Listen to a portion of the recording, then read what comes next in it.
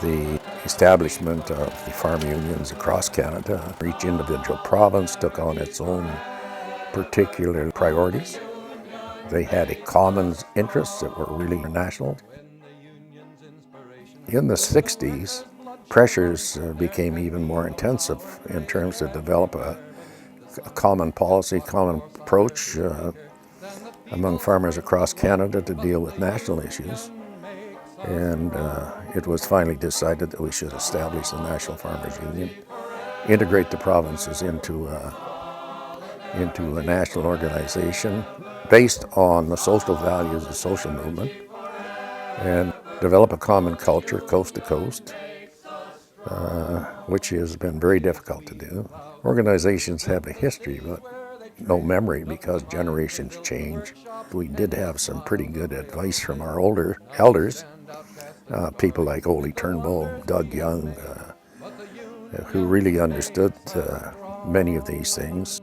We began to develop study groups, brought in different people with different backgrounds of experience, spent 1 week a month through the winter months learning about these things, and finally a decision was made in 1969 to form the National Farmers Union. One of the interesting things was in the 1920s, the first notion of a National Farmers Union came, and they called it Farmers Union of Canada. However, that didn't really move coast to coast except through a federation way. At the time, each province could come to a unified position on it.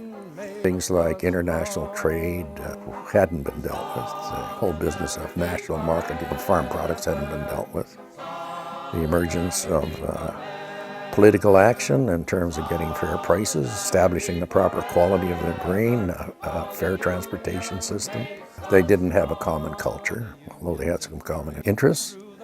And we come to the conclusion that while there were similarities in the different regions of Canada in terms of the social movement, there was different values placed in different places, and we need to develop a common culture and a common set of values. The national organization was the way to go. The convention was very high-spirited. There was about 2,000 people there, and everybody was just excited. It was something new. And to talk to people from other parts of the country was really amazing, because that was the first time a lot of farmers got together and talking east to west. There was a lot of high hopes that the Farmers Union would really be the organization that would succeed.